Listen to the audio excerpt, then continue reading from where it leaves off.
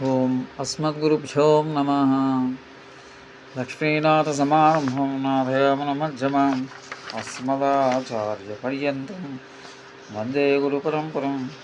వసుదేవసుతం దేవం కంసచానూరమధ్వరం దేవకీ పరమానందం కృష్ణం వందే జగం గురుం. ప్రియోపాధ్వనులరా, ఈరోజు మనం గీతలో 12వ అధ్యాయం భక్తి యోగం గురించి అధ్యయనం చేసుకుందాం. పరమాత్మకు రూపం ఉంటుందా ఉండదా? ఈ ప్రశ్న ఎన్నో ఏళ్ళుగా పరిభ్రమిస్తున్నది. పరమాత్మ నిర్గుణుడు, నిరాకారుడు, సర్వవ్యాపి అయిన ఏ రూపాన్ని ధరించగలుగుతాడు? ఆ రూపం భక్తుల కొరకే. భగవంతునికి ఏ రూపం అవసరమా?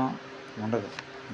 మనుషులతోనే తిరుగుతాడు, మనుషులతోనే సంబంధాన్ని ఏర్పరచుకుంటాడు.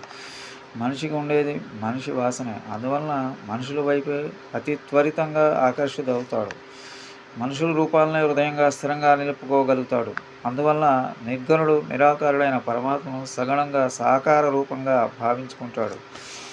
అందుకే మనిషి చేర్చుకోవాల్సిన నిరాకారమైన పరబ్రహ్మనే అయినా ఆకారం ఉన్న మూర్తిని ఆరాధిస్తాడు. నిరాకార బ్రహ్మోపాసన కంటే సాకారణ దివ్యమంగళమూర్తిని ధ్యానించడం సులువు. ఉపాసనాకాలం క్షేమార్థం బ్రహ్మణో రూపకల్పన అన్నారు పెద్దలు. భగవంతుని సాకార రూపాన్ని పూజించడం కేవలం ఉపాసన కోసమే, భగవంతుని కోసం కాదు. భక్తి యోగంలో ఇదే విషయాన్ని చెప్తాడు పరమాత్మ. సగుణ నిర్గుణ భక్తి మార్గాల్లో ఏది ఉత్తమో చెప్పమన్న అర్జునుని ప్రశ్నతో అధ్యాయం ప్రారంభమవుతుంది.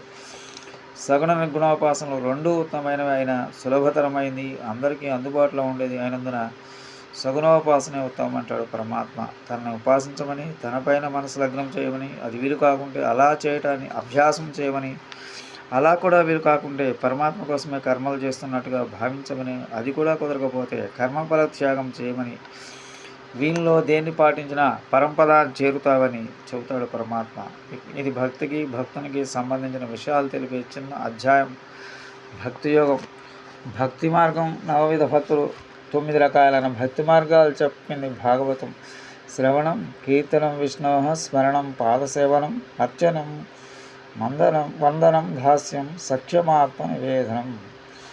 భగవంతుని లీల వినటం 1 శ్రవణం, 2 ఆయన లీలను పొగట్టం కీర్తనం, 3 నిరంతర భగవన్నామాన్ని తలవటం స్మరణం, 4 పాదాల ఉత్తరం లాంటి సేవలు చేయటం పాదసేవనం, 5 స్వామిని నిత్యం పూజించడం అర్చనం, 6 భక్తో నమస్కారం చేయటం వందనం, 7 దాసభక్తో స్వామికి దాసులనే భావంతో సేవించడం దాస్యం, 8 స్వామి నా చెలికోడనే భావంతో వెలగడం సఖ్యం, 9 స్వామి నీవే నా సర్వస్వం, నీ మనోవాక్కాయలు ఉన్నది నీ కొరకే అని భావంతో ఆత్మార్పణ చేయటం ఆత్మనివేదనం. శ్రీమతే రమ్మజామాతృ మనేంద్రాయ మహాత్మనే శ్రీరంగవాసనే భూయాత్ నిత్యశ్రీ నిత్యమంగళం. మంగళం కౌసలేంద్రాయ శ్రేయకాంతాయ కళ్యాణధేనుదేద్ర శ్రీవేంకట నివాసాయ శ్రీనివాసాయ మంగళం.